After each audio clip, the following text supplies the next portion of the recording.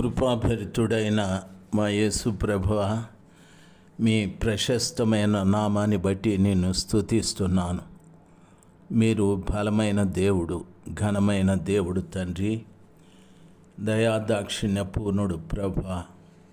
ఇదిగో తండ్రి, మీ పాదాల చెంత మేము మరపెట్టినట్టుగా ఎన్నికలు జరిగాయి స్వామి. తండ్రి, అనేక ప్రాంతాలలో ఎన్నో అలజడులు జరిగాయి. మా ప్రియ ప్రభువా, ప్రతి అధికారము మీ వలన కలిగినదే అని మీ వాక్యము సెలవిస్తుంది గనుక, మీ చిత్తంలో ఎవరున్నారో వారిని మా దేశంలో నాయకులనుగా మీరు ఏర్పాటు చేయమని ప్రార్థిస్తున్నాను తండ్రి. మీ దృష్టికి మరుగైనది ఏదీ లేదు.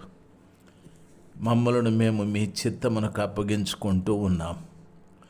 దయచేసి క్రైస్తవ్యానికి వ్యతిరేకంగా లేచేటటువంటి ప్రతి ఒక్క వ్యక్తితో కూడా మీరు మాట్లాడమని ప్రార్థిస్తున్నాను. సాతాను కార్యాలను పూర్తిగా లయపరచండి ప్రభువా. మీ కార్యాలు జరిగించండి, మీ అద్భుతాలు జరిగించండి, మీ మహత్కార్యాలు జరిగించమని ప్రార్థిస్తున్నాను తండ్రి. మేము బలహీనులము. మీ వాక్యము సెలవిస్తుంది, లోకంలో ఉన్నవాని కంటే మీలో ఉన్నవాడు బలవంతుడని. ఆ మాట మేము పూర్తిగా నమ్ముతున్నాం ప్రభువా. మాలో ఉన్నవాడు బలవంతుడు తండ్రి. దయచేసి ప్రభువా, మీ బలమైన కార్యాలు జరిగించమని ప్రార్థిస్తున్నాను తండ్రి. మీరే మా అందరి పట్ల కృప చూపెట్టి కార్యము చేయమని యేసు ప్రభుల వారి నామంలో ప్రార్థన చేసి వేడుకుంటున్నాము తండ్రి. ఆమెన్. మే మాసం 14వ తారీఖు 2024 మంగళవారం. 2వ రాజుల గ్రంథం 10వ అధ్యాయం 18వ వచన ప్రారంభము. తరువాత యెహూ జనులందరినీ సమకూర్చి వారికి ఈ విధంగా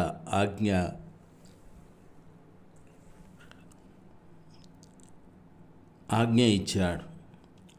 అహాబు బయలుదేవతకు కొద్దిగానే పూజ చేసెను.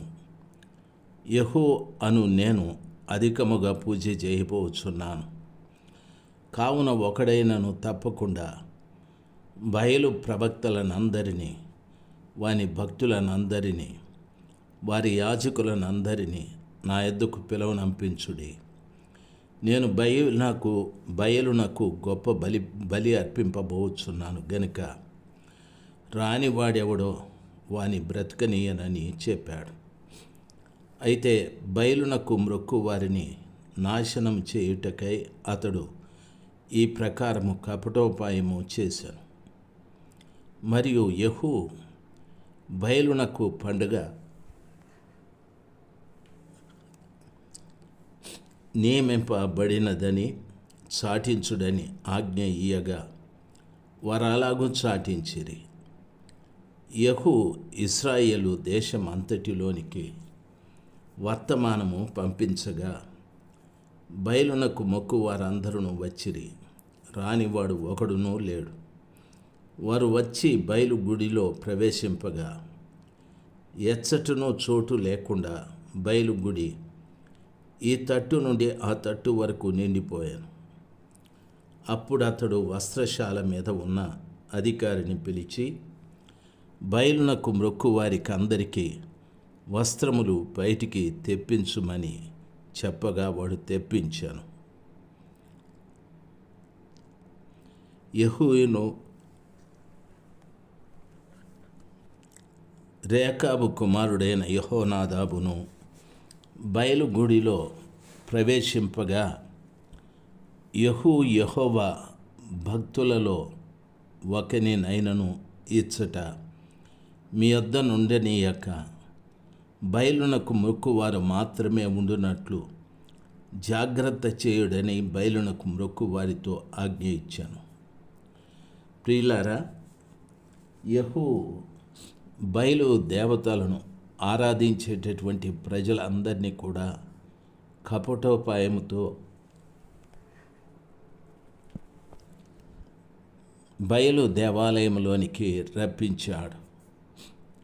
వారందరూ కూడా బయలుకు ప్రార్థనలు జరుగుతాయనే ఉద్దేశంతో అందరూ ఒక్కడు కూడా లేకుండా అందరూ బయలు గుడికి వచ్చారు. అప్పుడు యెహూ చెప్పిన మాట, మీలో ఎవడైనా బయలునకు మొక్కువారు మాత్రమే ఉండాలి, యెహోవా భక్తులలో ఒక్కడైనా ఇచ్చట ఉండకూడదు. ఆ విషయంలో మీరు జాగ్రత్త పడుడని బయలునకు మొక్కువారితో ఆజ్ఞ ఇచ్చాడు.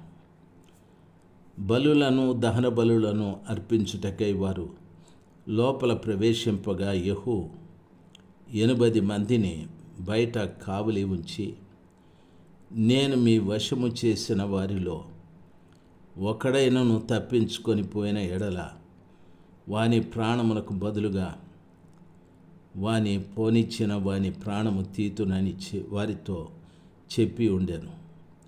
దహన బలుల నర్పించుట సమాప్తి కాగా యెహూ మీరు లోపల చొచ్చి ఒకడైనను బయటికి రాకుండా వారిని చంపుడని తన కావలి వారితోనూ అధిపతులతోనూ చెప్పగా వారు అందరినీ హతము చేసిరి.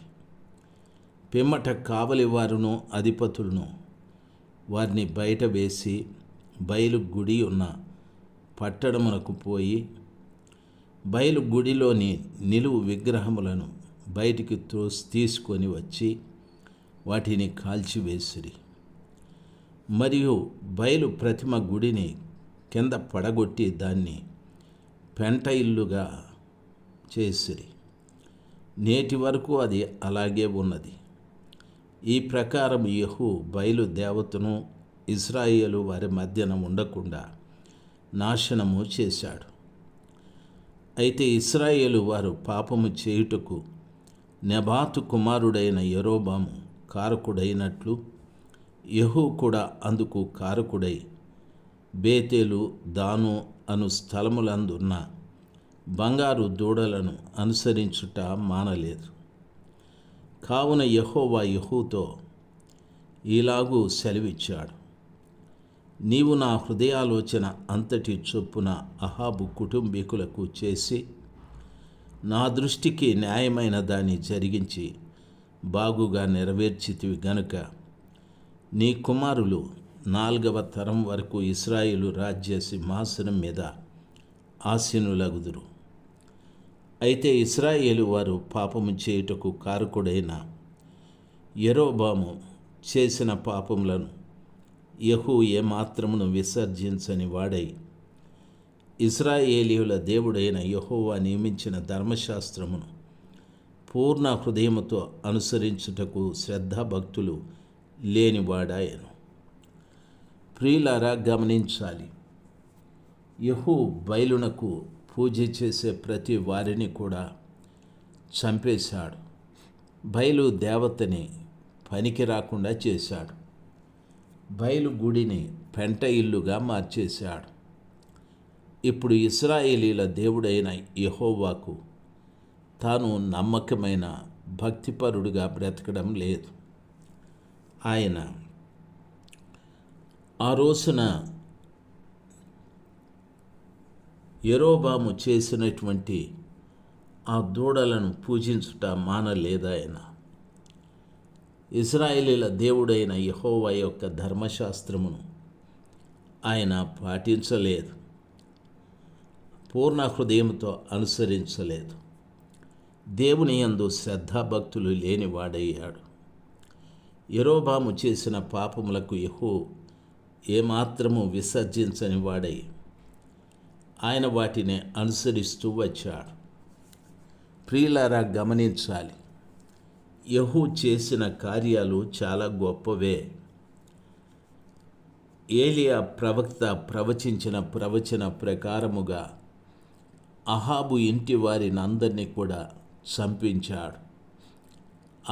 ఆ తరువాత అమధ్య వారి సహోదరులను కూడా చంపించాడు.